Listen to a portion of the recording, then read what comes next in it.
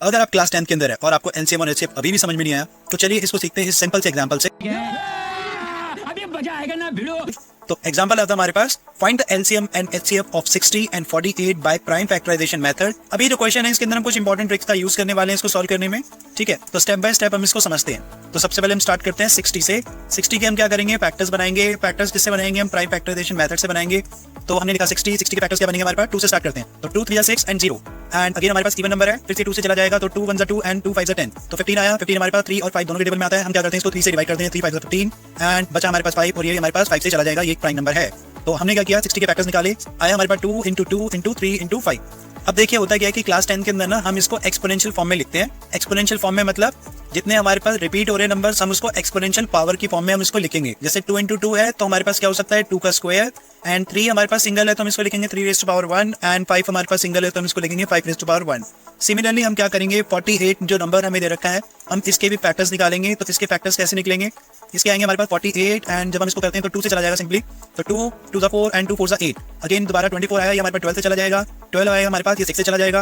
अब आया हमारे पास 6 और ये हमारे पास 3 से चला जाएगा। अभी बचा 3 तो ये हमारे पास 3 से ही जाएगा। तो सिंपली हमने क्या किया, यहाँ पर हमने 48 के भी फैक्टर्स बना लिए और 48 के फैक्टर्स हम कैसे लिखेंगे, 2 इंटू 2 इंटू 2 इंटू 2, 4 टाइम्स हमारे पास 2 आया है और 3 आया। और एक्सपोनेंशियल फॉर्म में किस तरह से लिखा जाएगा, एक्सपोनेंशियल फॉर्म में लिखेंगे इसको 2 raise to power 4 and 3 raise to power 1। तो सिंपल हम इस तरीके से हम सबसे पहले तो फैक्टर्स निकाल लेंगे और इसके बाद हम क्या करेंगे, अब हम निकालेंगे एलसीएम एंड एचसीएफ।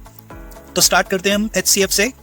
एचसीएफ क्या होता है, एचसीएफ में हम करते क्या है, सबसे पहले हम इसके अंदर कॉमन फैक्टर्स देखते हैं। तो कॉमन फैक्टर्स हमारे पास कौन से आ रहे हैं, कॉमन फैक्टर्स हमारे पास आ रहे हैं नंबर 2 एंड नंबर 2, यहाँ पर भी तो हमने लिखा नंबर 2। अब इसके अंदर एक्सपोनेंशियल पावर है वो हम क्या देखेंगे, एचसीएफ की केस के अंदर हम हमेशा लोएस्ट पावर कंसीडर करते हैं। तो लोएस्ट पावर कितनी आएगी हमारे पास 2। दूसरा कोई नंबर हमारे पास आ रहा कॉमन, देखते हैं तो हमारे पास आया हमारे पास 3 आया। तो जब 3 नंबर हमारे पास कॉमन आया उसकी जो एक्सपोनेंशियल पावर है वो तो दोनों की सेम है तो हम उसको 1 ही लिखेंगे।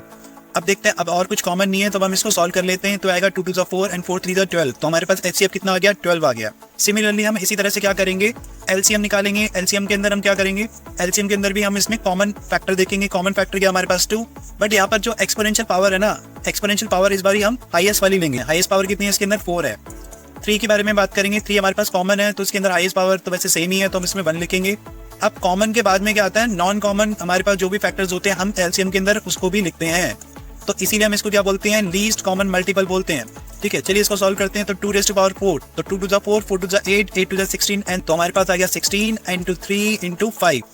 ठीक है, 16 3 का कितना होता है 48 एंड 48 5 का कितना होता है हमारे पास 24 यानी कि 240। तो 240 हमारे पास क्या आ गया, एलसीएम आ गया। तो सिंपल इन 2 ट्रिक्स का आप यूज करके एलसीएम और एचसीएफ इजीली निकाल सकते हैं। अगर आपको वीडियो अच्छा लगा हो तो इसको ज्यादा से ज्यादा शेयर करें। मिलते हैं आपको अपनी अगली वीडियो के अंदर, तब तक के लिए बाय बाय।